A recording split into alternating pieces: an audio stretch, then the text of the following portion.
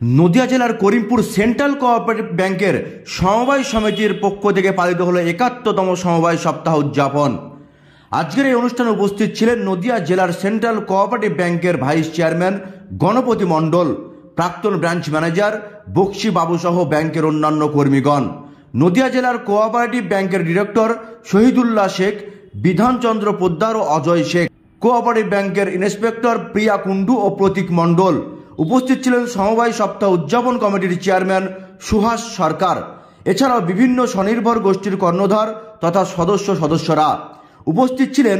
করিমপুর কেন্দ্রীয় বাজার কমিটির সম্পাদক সুবোধ রায় এবং সভাপতি রবীন পাল মহাশয়, করিমপুর ১ নম্বর গ্রাম পঞ্চায়েতের প্রধান সুপর্ণা হালদার মুখার্জি মহাশয়া, এছাড়াও অনেক বিশিষ্ট ব্যক্তিবর্গরা উপস্থিত ছিলেন। সমবায় সমিতির কার্যকলাপ, প্রযুক্তি এবং ভবিষ্যৎ উন্নয়ন নিয়ে বিভিন্ন ব্যক্তিরা আলোচনা করেন।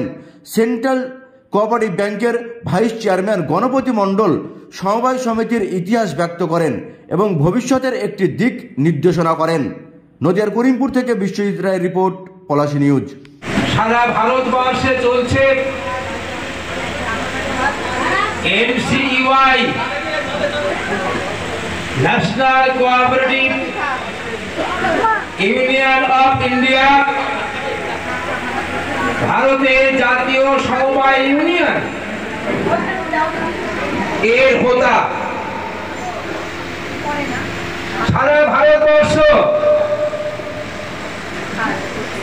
আসমগ্র সমবায় সপ্তাহ উদযাপিত হচ্ছে।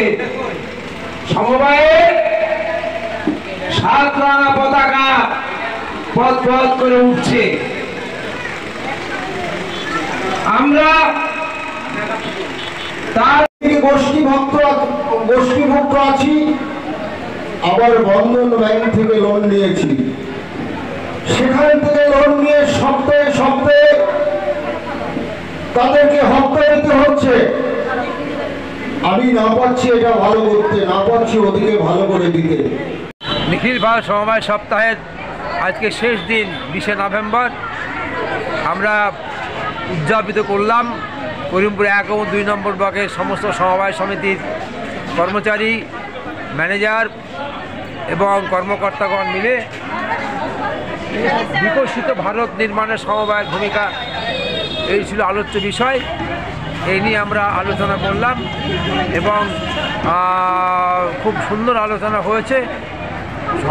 সাড়ম্বরে আমরা পালিত করলাম, আগামী দিনেও করব ইচ্ছা রাখি, ভগবানের কাছে কামনা করি। আপনার পরিচয়? আমি গণপতি মণ্ডল, সেন্ট্রাল কোঅপারেটিভ নদিয়া ডিস্ট্রিক্টের ভাইস চেয়ারম্যান এবং একটা সমবায় সমিতি, করিমপুর সমবায় সমিতির সেক্রেটারি।